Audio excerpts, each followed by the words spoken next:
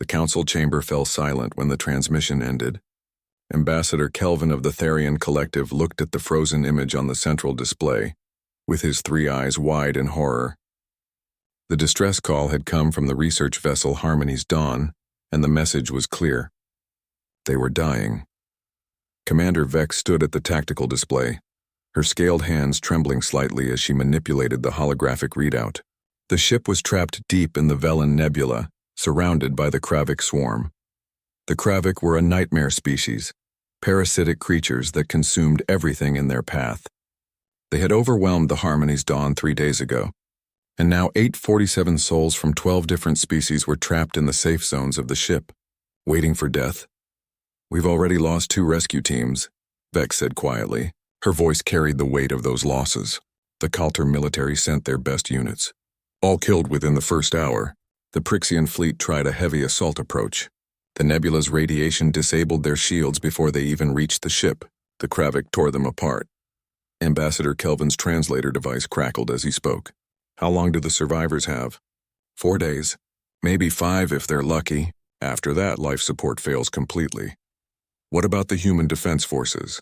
They have a military presence in this sector." Vex shook her head. "Their regular forces wouldn't fare any better than ours. The Kravik adapt too quickly. Standard military tactics don't work. We need something different." An older member of the council, a being whose species had survived for thousands of years, raised one of his many appendages. His name was difficult to pronounce in most languages, so everyone simply called him Elder. "There may be another option. A dangerous one." The chamber waited. Elder rarely spoke, but when he did, people listened. "Humanity has individuals who exist outside their normal military structure. Soldiers who have left service but retain their capabilities. Operatives who work in the shadows. People who have made violence their profession in ways that civilized species find disturbing." Vex's expression showed her confusion. "You mean criminals?" "No, I mean specialists. Humans who have seen the worst of warfare and survived. They call them by many names. Special forces, black operations, mercenaries, hunters. These are individuals who go places regular soldiers cannot, who do things regular soldiers will not. They are, in the simplest terms, the most lethal members of an already dangerous species." Ambassador Kelvin's translator made a sound that might have been a gasp. "You're suggesting we hire assassins to conduct a rescue mission?" "I'm suggesting we contact people who might actually succeed where our best have failed. The humans have a saying about desperate times requiring desperate measures." The debate went on for hours. Many council members were horrified at the idea. Humanity was still a relatively new species in galactic society, and their reputation was mixed. They were innovative, adaptable, and surprisingly friendly. But they were also the only species that had never fully abandoned warfare. Even their entertainment often glorified combat in ways that made other species uncomfortable. Finally, Vex made the decision. "We're running out of time. If there's a chance these humans can save those people, we have to take it. I'll personally make the contact." The message went out through channels that officially didn't exist. It was encrypted, direct, and reached individuals across Earth through networks that the Galactic Council barely understood. The offer was straightforward. A rescue mission into hostile territory, facing an enemy that had killed hundreds of trained soldiers. High probability of death, no public recognition, no guarantee of success. The response shocked everyone. Within 6 hours, the first volunteer registered. His name was Jake Morrison, a former soldier with a service record that listed dozens of combat deployments. Within 12 hours, 20 more had signed up. By the 18-hour mark, 47 humans had volunteered for what every tactical computer calculated as a suicide mission. Vex read through the files that Earth's liaison office had provided. Each volunteer had a story. Jake Morrison had spent 15 years in special operations, conducting missions in places his government wouldn't acknowledge existed. Lisa Grant had hunted war criminals across 3 continents, working alone in territories where backup was days away. Danny Cruz's file was so heavily classified that most of it was just black bars, but the parts she could read were terrifying. Amy White had flown aircraft into combat zones where the survival rate was less than 30%, and she'd done it over 100 times. But it wasn't their skills that struck Vex most.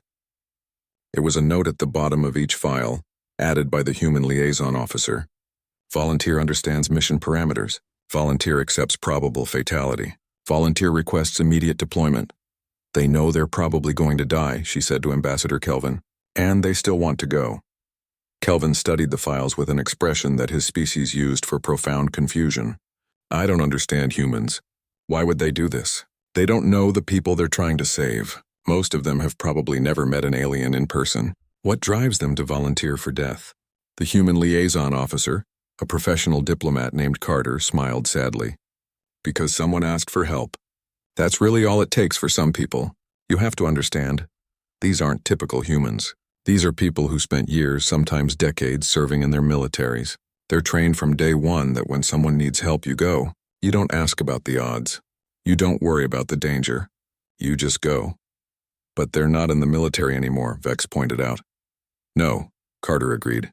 But that training, that mindset, it doesn't just go away. These people left the service, but the service never really left them. Now you've given them something they might not have had in years. A mission. A purpose. People who need saving. The council approved the mission with a split vote. Half were hopeful. The other half were certain they were sending 47 humans to their deaths. The volunteers were given a briefing packet that contained everything the council knew about the Kravik, about the Valen Nebula, about the Harmony's dawn and its layout. They were offered access to any equipment the council could provide. They were given tactical support and intelligence analysis. Most of them barely looked at the advanced technology offered. Instead, they requisitioned simple things: chemical explosives, kinetic firearms, bladed weapons. When asked why they wanted such primitive equipment, Lisa Grant had laughed. Because the Kravik have adapted to energy weapons and smart missiles. They haven't seen a good old-fashioned bullet in their lives. Sometimes the best weapon is the one your enemy doesn't expect. Jake Morrison organized the volunteers into teams. He'd never met most of them before, but they fell into formation like they'd worked together for years. There was an understanding between them, something that went beyond words. They'd all seen combat. They'd all survived situations that should have killed them. They'd all volunteered to do it again. On the last night before deployment, Vex found Jake standing in the observation deck looking out at the stars. The Velen Nebula was visible in the distance, a swirling mass of purple and red gases that looked beautiful from this distance. Up close, Vex knew it was deadly. You can still back out, she told him. No one would think less of you. Jake didn't turn around. Yes, they would. I would. The computers say you have a 27% chance of survival. Computers said I had worse odds than that in places I've already been. Still here. Vex moved to stand beside him. Why are you doing this, really? I want to understand. Jake was quiet for a long moment. When he spoke, his voice was soft. Because a long time ago I was trapped in a bad place. My team was pinned down, surrounded, out of ammunition. We were going to die. And then another team came for us. They fought through enemy lines, took casualties, lost friends. But they came. They saved us. And you know what their team leader told me afterward? He said someone has to be willing to go into the dark places. Someone has to be willing to face the monsters. Because if we don't, who will? He finally looked at Vex. There are 847 people on that ship who are trapped in a dark place, surrounded by monsters. And we're the people who are willing to go get them. That's all there is to it. Vex didn't have a response to that. She simply nodded and left Jake to his thoughts. The next morning, 47 humans boarded the transport ship that would take them to the edge of the Valen Nebula. From there, they would transfer to a captured Kravik vessel and fly directly into Hell itself. The Galactic Council watched them go with a mixture of hope and dread. They had called for help, and Earth's most lethal humans had answered. Now everyone would see if that was enough. The staging area was a military station orbiting just outside the nebula's radiation field. When the human volunteers arrived, every alien on the station stopped to stare. The humans didn't look like the soldiers the council was used to seeing. They wore mismatched gear, carried weapons that seemed outdated, and moved with a casual confidence that made the station troops nervous. Jake Morrison was the first one off the transport. He was tall for a human, with short dark hair going gray at the temples and eyes that seemed to take in everything at once. Behind him came Lisa Grant, smaller and compact, with scars visible on her arms and a way of moving that reminded the aliens of predators. Danny Cruz bounced off the ramp with a grin on his face, looking more like he was heading to a party than a suicide mission. Amy White followed more quietly, her eyes already studying the station's layout and exits. The other 43 volunteers filed out in groups of 2 or 3. Each one carried themselves with the same easy confidence. They'd all volunteered knowing the odds. They'd all accepted probable death. And somehow, that acceptance made them dangerous in ways the aliens couldn't quite define. Commander Vex met them in the main hangar. She'd prepared a speech, something inspiring about bravery and sacrifice. But when she looked at the humans gathered in front of her, the words died in her throat. These people didn't need inspiration. They just needed to know where the fight was. "The Harmony's dawn is here," she said instead, pulling up a holographic display. "The Kravik have established a perimeter around the ship. Our estimates put their numbers at over 50,000. They've adapted to standard energy weapons and have developed countermeasures for most of our military technology." Jake stepped forward to study the display. "What about their behavior patterns?" Vex manipulated the hologram to show tactical data. "They operate as a swarm with a hive intelligence. They adapt quickly to threats. Once they've encountered a weapon or tactic, they develop counters within hours. So we can't use the same trick twice," Lisa said, moving to examine the display from another angle. "Correct. This is why conventional military assaults have failed. The Kravik learn too fast." Danny laughed, the sound making several nearby aliens flinch. "Good thing we're not conventional military." The briefing went on for 2 hours. The Council's tactical advisors presented their recommended approach. It involved a careful, methodical assault using the latest weapons technology, coordinated through a central command structure, with fallback positions and extraction protocols clearly defined. The humans listened politely. Then Jake thanked the advisors and dismissed them. "All right," he said once the aliens had left. "Forget all that. Here's what we're actually going to do." The plan the humans developed was simple, brutal, and terrifying. They would use a captured Kravik vessel to approach the Harmony's dawn, flying right through the defensive perimeter. The Kravik wouldn't attack their own ship until it was too late. They would crash land on the hull, breach directly into the ship, and fight their way to the survivors. No careful approach, no fancy technology, just speed, violence, and overwhelming aggression. One of the Council's junior officers, a young Therian named Kelrick, couldn't help but speak up. "That's suicide. You'll be detected the moment you deviate from Kravik flight patterns." "Probably," Jake agreed, "but we'll be inside their perimeter when that happens.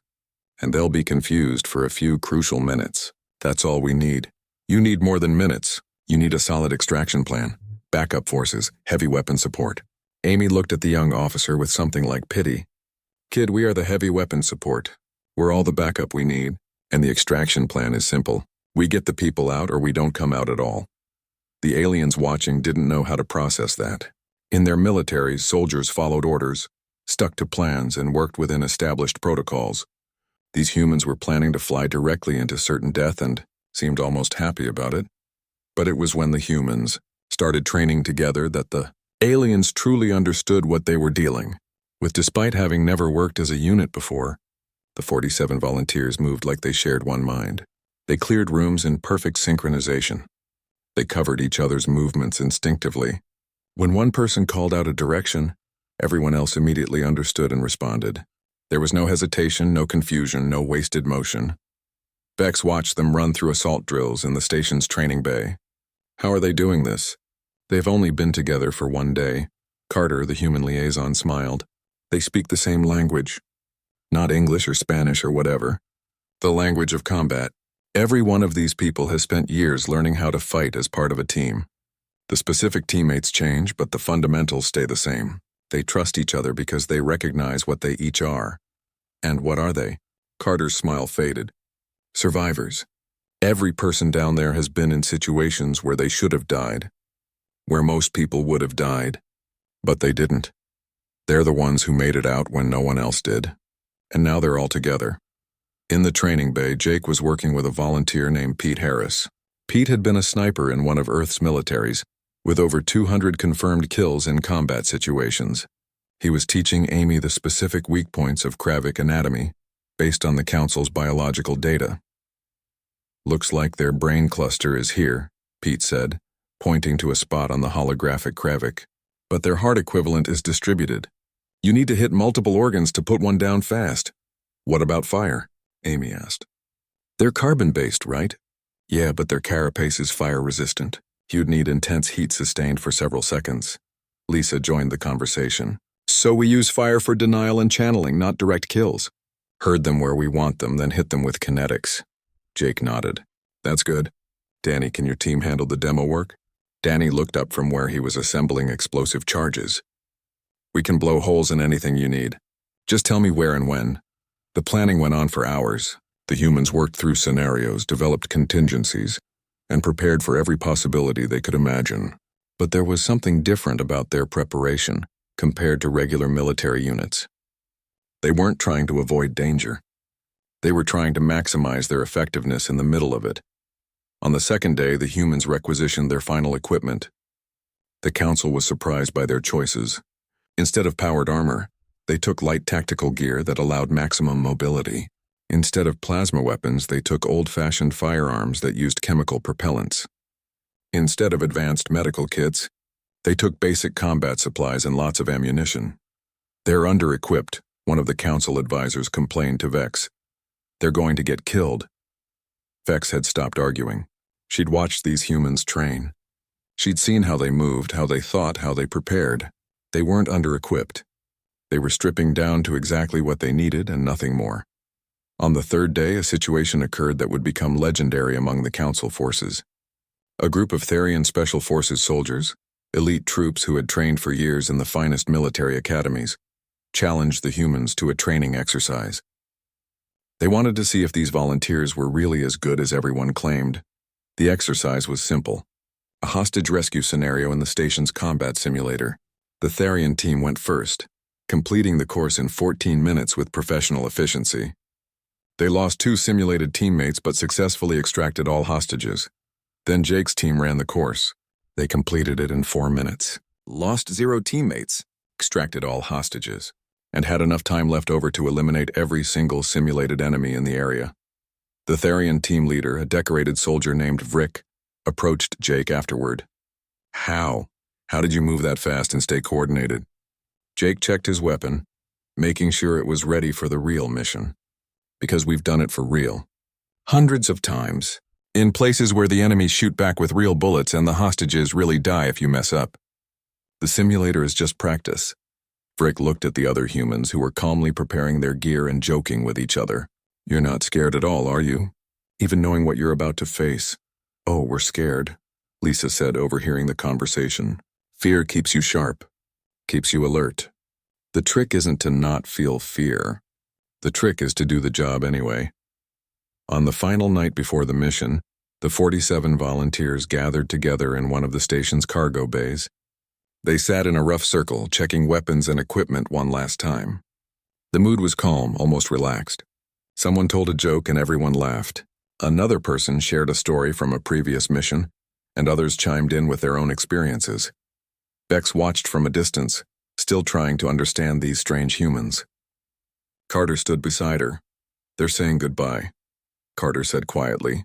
They all know some of them won't come back, so they're sharing a last moment together. They seem so calm about it. They've all been here before. Maybe not this exact situation, but similar enough. The waiting before action, the knowledge that tomorrow they might die. They've learned to make peace with it. As dawn approached on the station's cycle, the humans began final. The Kravik vessel shook violently as it entered the nebula. Purple and red gases swirled past the viewports, and radiation alarms screamed warnings that Danny Cruz promptly silenced. He sat in the pilot seat, hands steady on the controls, flying through space that would kill most pilots. 2 minutes to detection range, Amy called out from the navigation station. She was monitoring the Kravik signals, watching the patterns of their patrol vessels. Jake stood behind Danny's chair, studying the tactical display. The Harmony's dawn was visible now, a large research vessel held in place by Kravik tether ships. Around it, thousands of smaller Kravik vessels circled like insects. Beyond that, the sensors showed massive swarms of the creatures themselves, crawling over every surface of the captured ship. They're everywhere, Pete Harris muttered, checking his rifle for the 10th time. Good, Lisa said from her position near the assault hatch. More targets. The plan was insane and everyone knew it. They were flying a stolen enemy ship directly into the heart of a Kravik stronghold.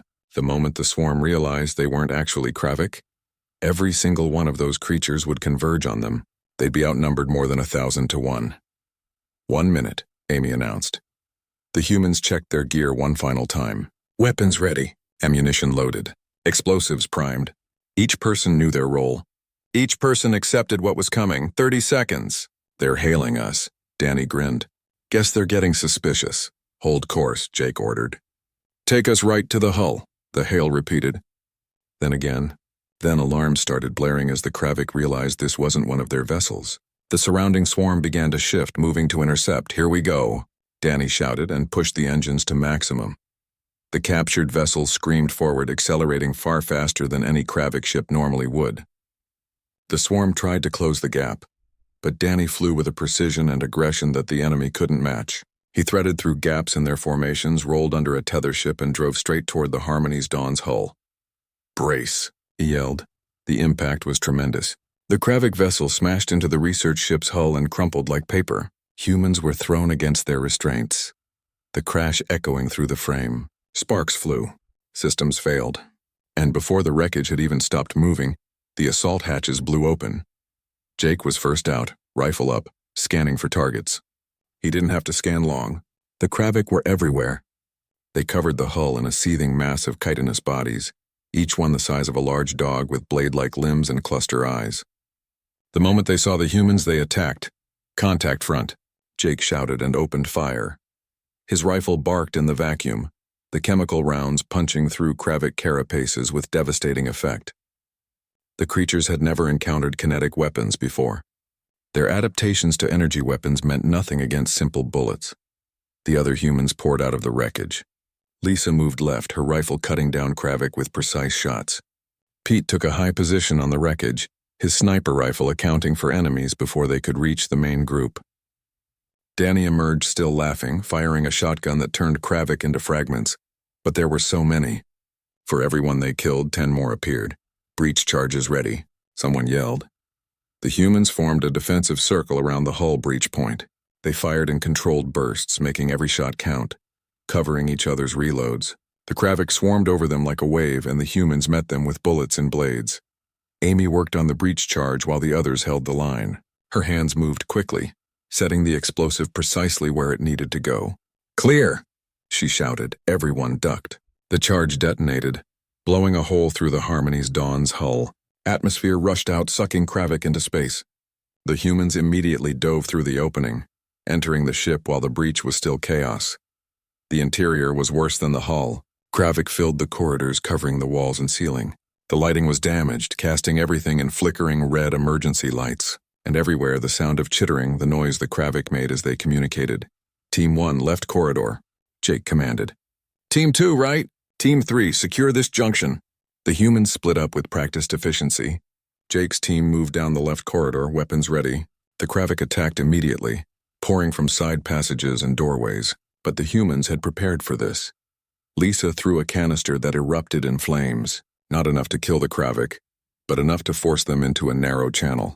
When they emerged, they ran straight into concentrated fire from Jake and 2 others. The creatures fell in heaps, their adaptive armor useless against the primitive weapons.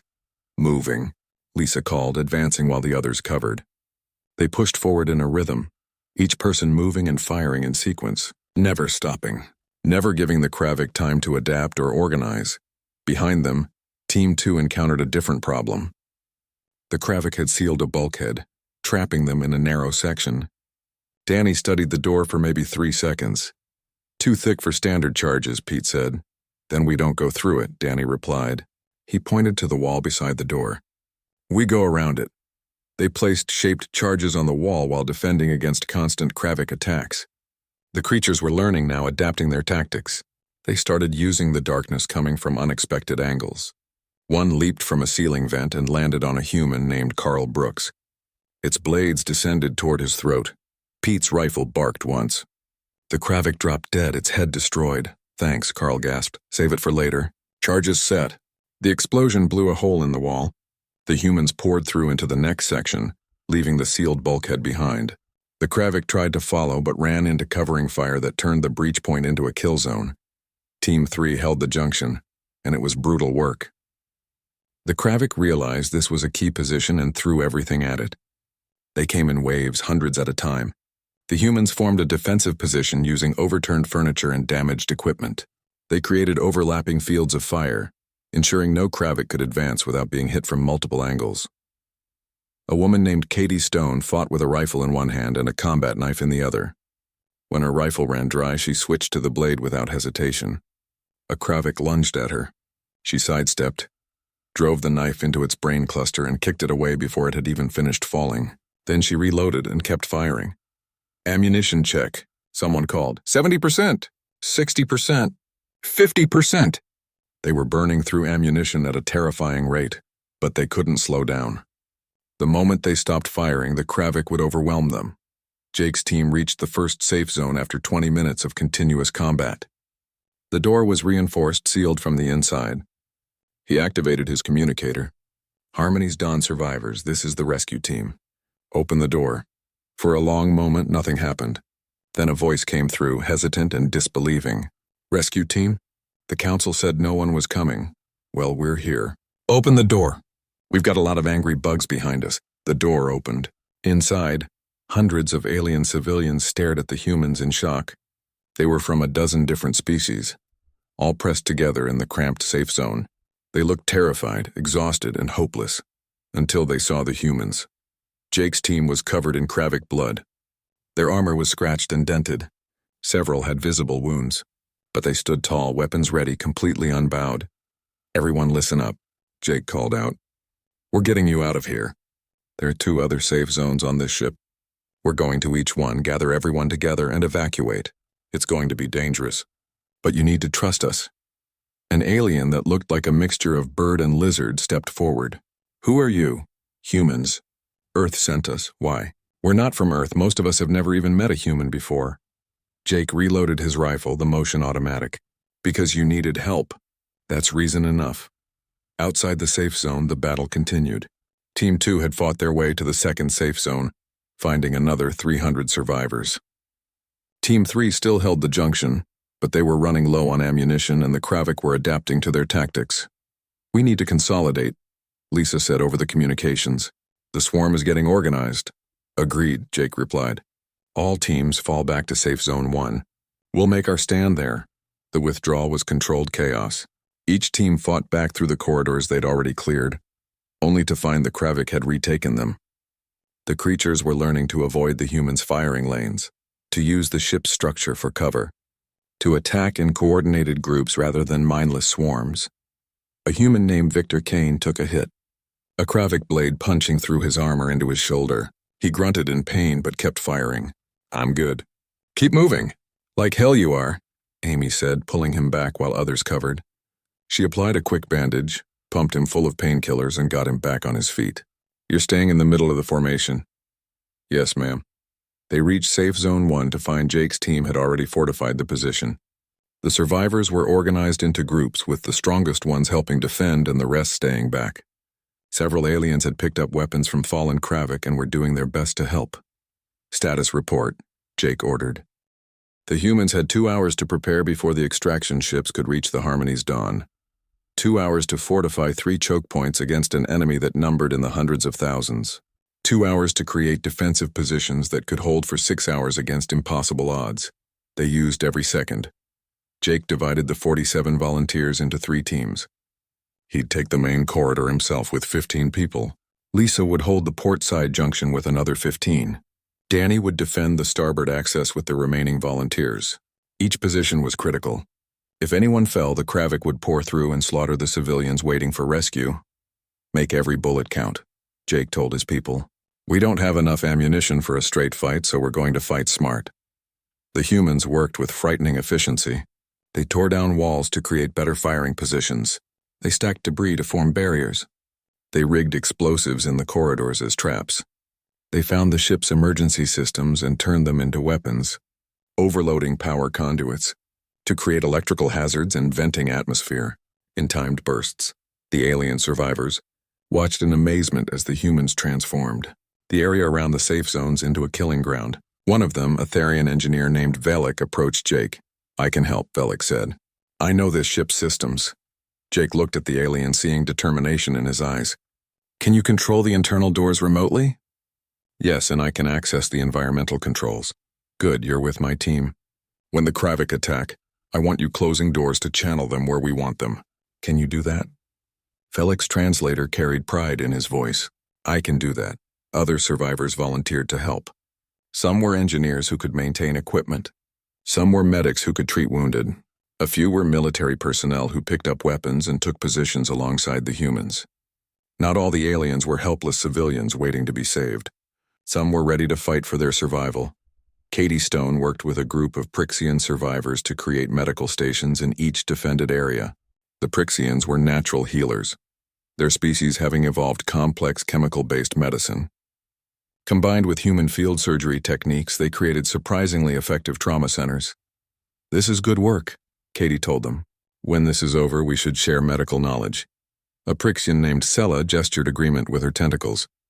If we survive, I would welcome that exchange. When we survive, Katie corrected. These guys don't lose.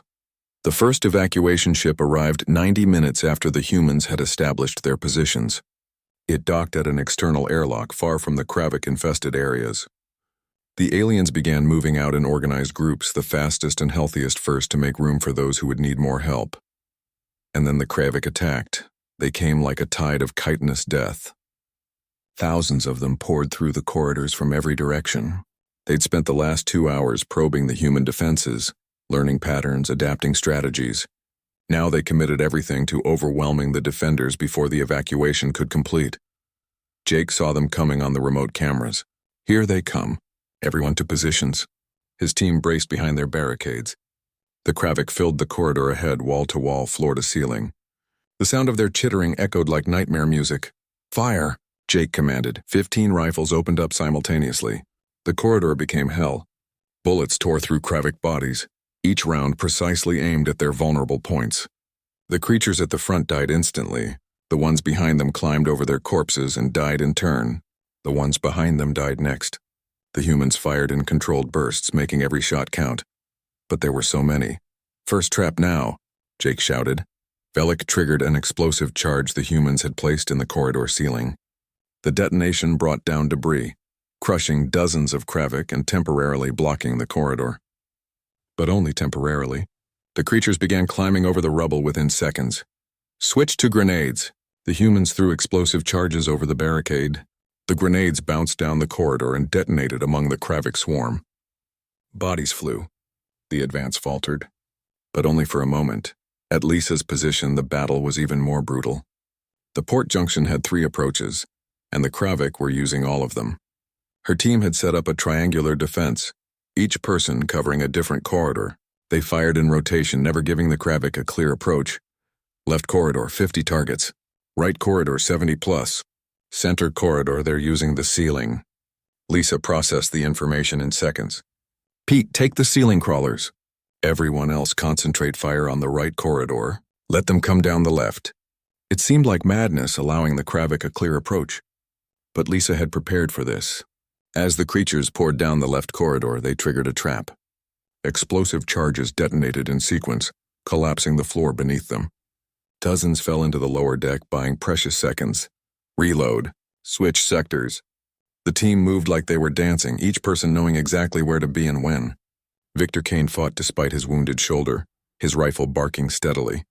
When a Kravik got past the firing line, he dropped his rifle and met it with a combat knife, driving the blade through its brain cluster with practiced precision. Danny's position was absolute chaos, and he loved it. The starboard access was a wide-open area, impossible to properly defend with their numbers. So Danny had done something insane. He'd turned it into a trap. The humans had rigged the entire area with explosives but made it look like a weak point in the defenses. When the Kravik saw it, they poured in, thousands of them flooding the space. Danny waited until they were committed, until the area was packed with enemies. Now, he screamed and triggered every charge at once. The explosion was tremendous. It killed hundreds of Kravik instantly and wounded hundreds more. But Danny knew they'd recover quickly. Move to secondary positions. His team fell back to prepared positions that had better cover and clearer firing lanes. When the stunned Kravik reorganized and advanced again, they ran into a meat grinder. The humans fired from elevated positions with perfect overlapping coverage. Nothing could advance through that zone and survive. The first hour passed in continuous combat. The humans held but barely. Ammunition levels dropped alarmingly. Casualties mounted. A volunteer named Sarah Bell took a Kravik blade through her leg and kept fighting from a sitting position. Carl Brooks had his helmet torn off but stayed on the line, blood running down his face from a scalp wound. Evacuation status? Jake asked during a brief lull. Commander Vex's voice came through his communicator. 200 evacuated. 647 remaining. We're moving as fast as we can. Move faster, Jake replied. Then his attention snapped back to the corridor. Here they come again. This time the Kravik tried something new. They'd adapted to the humans' tactics and were using more sophisticated approaches. They came in groups using coordinated movements. Some held back to provide covering positions while others advanced. They were using debris for cover and attacking from multiple angles. They're learning too fast, Pete said, picking off targets with careful shots. Then we teach them new lessons, Jake replied. He activated the secondary trap system. Throughout the corridor, the humans had placed charges on the walls. When Jake triggered them, they didn't explode. Instead, they released chemicals that created thick smoke. The Kravik's sensors struggled in the obscured environment. Thermal targeting, Jake ordered. The humans switched their sights to thermal imaging and kept firing. The Kravik couldn't see them, but they could see the Kravik perfectly. The second hour was worse. The Kravik had adapted to many of the humans' tricks and were pressing harder. At Lisa's junction, they'd finally figured out the trap patterns and were avoiding them. The fighting became desperate, often hand-to-hand when the creatures broke through the firing lines. Amy fought beside Lisa, her rifle empty, using it as a club while she drew a sidearm. A Kravik lunged at her. She put 3 rounds into its brain cluster at point-blank range, the creature's momentum carrying its corpse into her and knocking her down. Lisa pulled her up without looking, both women firing constantly. Ammunition critical, someone shouted. Use salvaged Kravik weapons, Lisa ordered. Anything that shoots. Some of the alien survivors brought forward Kravik weapons they'd scavenged. The humans grabbed them and immediately figured out how to use them. The weapons weren't as effective as their own firearms, but they extended their combat capability. The third hour saw the first human death. A volunteer named Luke Martinez was defending a corridor when a group of Kravik broke through using a tactic they'd never seen before. They'd burrowed through the wall, bypassing the defenses entirely. Luke saw them coming and made a choice.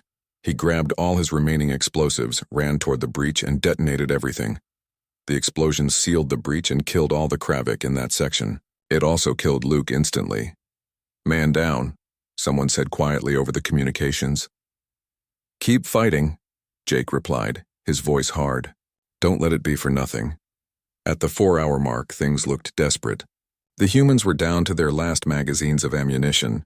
Half of them were wounded. The Kravik were adapting to every tactic, every trap, every strategy, and they just kept coming. But the humans The medical bays of the evacuation fleet worked overtime. Human and alien medical staff moved between beds, treating wounds that ranged from minor cuts to life-threatening injuries. The 23 surviving human volunteers were scattered among different ships, each one being cared for by species they'd just saved. Jake woke up in a medical bed 12 hours after the evacuation. His body ached in ways he'd almost forgotten, and diagnostic equipment he didn't understand beeped softly around him. A Prixian medic noticed he was awake and approached. How do you feel? The medic asked through a translation device. Like I got hit by a truck, Jake replied. How's my team? All surviving humans are recovering. Some required surgery, but all are expected to survive. The medic's tentacles moved in what Jake had learned was their version of a smile. You saved us, all of us. We owe you our lives. Jake shook his head slightly, wincing at the movement. You don't owe us anything. We were just doing our job. Your job was to die for strangers? The medic's tone carried confusion. I don't understand humans. Before Jake could respond, the door opened and Commander Vex entered. She looked exhausted, her scales dulled from stress and lack of sleep. But she was smiling. The council wants to speak with you, she said. All of you. They're holding an emergency session. Jake tried to sit up and immediately regretted it. Can it wait? I feel like I've been through a blender. They want to honor you. To give you medals, recognition, everything you deserve. We don't need medals. Jake finally managed to get upright with the medic's help. We just need to know everyone made it out safely. All 847 survivors are accounted for. Thanks to you, Jake nodded, feeling relief wash over him. That's what mattered. The people they'd come to save were alive. Over the next several days, as the fleet traveled back to Council space, Jake learned about the others. Lisa was recovering from multiple lacerations and a broken rib. Danny had a concussion and burns on his arms but was already joking with the medical staff. Amy had taken a Kravik blade through her shoulder but was expected to make a full recovery. Pete had a fractured leg but told anyone who'd listen it was worth it. The 4 who didn't make it haunted Jake's thoughts. Luke Martinez, who'd sacrificed himself to seal a breach. Greg Palmer, who'd held a corridor alone so others could retreat. Susan Hayes, who'd fought with one arm after losing the other. Kevin Brooks, who'd made a last stand that saved 30 civilians. Their names would be remembered. Jake would make sure of that. On the 5th day, the surviving humans gathered in a conference room at the Council's request. They moved slowly, still recovering, but they were all there. 23 volunteers who'd gone into hell and come back. The Galactic Council appeared on screens around the room. Dozens of alien species represented. Ambassador Kelvin spoke first. On behalf of the Galactic Council and the 847 lives you saved, we thank you. Your courage, your sacrifice, and your skill have shown the galaxy something we'd never seen before. You accomplished what our best military forces could not. You succeeded where failure seemed certain. You are heroes. The humans looked uncomfortable with the praise. Danny actually laughed. We're not heroes. We're just people who answered when someone needed help. That is precisely what makes you heroes, Elder's voice came through the speakers. You had no obligation to come. You knew the odds. You understood you would probably die. And yet you came anyway because strangers needed saving. That is the very definition of heroism. The Council announced awards, medals, recognition in the historical records. They offered the humans honorary citizenship in any Council species they chose. They promised financial compensation, land grants, positions of honor. Jake listened politely, then spoke for the group. We appreciate all of that. Really, we do. But we don't need it. We didn't do this for rewards or recognition. We did it because it was the right thing to do. The only thanks we need is knowing those people are safe with their families. The council chamber fell silent. Ambassador Kelvin finally spoke. What will you do now? Go home, Lisa said simply. Back to Earth, back to our lives. And if we call again? If others need help? The 23 humans looked at each other. No words were spoken, but understanding passed between them. Jake turned back to the screen. Then we'll answer, just like we did this time. The news of the rescue spread across the galaxy faster than the ships carrying the survivors. Footage from the mission, recorded by helmet cameras and ship sensors, was analyzed by military experts from every major species. They watched in disbelief as 47 humans had fought through impossible odds against an enemy that had defeated entire fleets. Military academies began studying the humans' tactics, the way they'd adapted primitive weapons to counter advanced enemies, how they'd turned limitations into advantages, the brutal efficiency of their close-quarters combat, the way they'd held positions against overwhelming numbers through sheer determination. But what fascinated the galaxy most wasn't the tactics or the weapons. It was the humans themselves. These weren't specially bred warriors or genetically enhanced super soldiers. They were just people who'd chosen to serve, who'd learned to fight, and who'd answered a call for help even knowing it would probably kill them. The debate in the Galactic Council lasted for weeks. Some species were terrified of humanity, arguing that any race capable of producing such lethal individuals should be quarantined. They pointed to the footage of humans fighting with knives in bare hands when ammunition ran out, the way they'd laughed in the face of death, the absolute refusal to surrender even when defeat seemed certain. Other species saw potential allies. They argued that humanity's capacity for violence was matched by their capacity for compassion. The volunteers could have extracted themselves at any time, could have abandoned the civilians to save themselves. Instead, they'd stayed and fought for 6 hours straight, taking horrific casualties to ensure every single civilian survived. Elder spoke at the final council session, his ancient voice carrying weight. We stand at a crossroads. We can fear humanity for their capacity for violence, or we can recognize that violence in service of others is not something to be feared, but respected. These humans could have used their skills for conquest or destruction. Instead, they used them for rescue. That choice defines them more than their capabilities. The vote was close, but the result was clear. The Galactic Council extended a formal alliance to Earth. Not because humanity was peaceful or advanced or perfect, but because when the galaxy needed help, Earth's most dangerous people had chosen to be heroes. Back on Earth, the volunteers returned quietly. There were no parades, no public celebrations. Most people would never know what they'd done. The mission remained classified, known only to those with the highest security clearances and the volunteers themselves. Jake returned to his apartment in a quiet suburb. He went back to his job as a construction worker. His neighbors had no idea he'd just saved hundreds of lives or fought through impossible odds. He preferred it that way, but sometimes late at night he'd get messages. From Lisa checking in, from Danny sharing a joke, from Amy talking about nothing important, from the others staying connected. They'd become something more than a team during those 6 hours. They'd become family, bound by shared experience and mutual survival. And sometimes the messages came from further away. From Velik the Therian engineer who'd fought beside them. From Sella the Prixian medic who'd helped save human lives. From the survivors thanking them again, telling them about the families they'd reunited with, the lives they were rebuilding. Those messages made it worth it. Those messages reminded Jake why they'd gone in the first place. 6 months after the rescue, Jake received a call from Commander Vex. She appeared on his communication screen, looking official and formal. "We have a situation," she said without preamble. "A science station in the Keldar system is under attack. The Council's forces can't reach them in time. They're asking if Earth has any volunteers." Jake thought about his comfortable life, his safe job, his quiet apartment. He thought about the risks, the dangers, the high probability he wouldn't come back from another mission. Then he thought about people trapped and afraid, waiting for help that might not come. "Give me 12 hours, he told Vex. "I'll make some calls." "You're going?" Vex sounded surprised even though she shouldn't have been. "Of course," Jake replied. "That's what we do." He started messaging the others. Lisa responded within minutes. So did Danny, Amy, Pete. One by one, the volunteers replied. Some couldn't go due to injuries still healing. Others had obligations they couldn't break. But enough responded positively. Enough to make a difference. The message went out through Earth's networks again, reaching individuals who'd missed the first call. New volunteers stepped forward, people who'd heard about the first mission and wanted to be part of the next one. Within those 12 hours, 35 humans had volunteered for another near-suicide mission. Jake packed his gear, the same gear he'd brought home from the last mission. Cleaned and maintained, but showing the scars of hard use. He looked around his apartment one last time, not sure if he'd see it again. Then he headed to the spaceport. The galaxy was learning something about humanity. When the call for rescue went out when people needed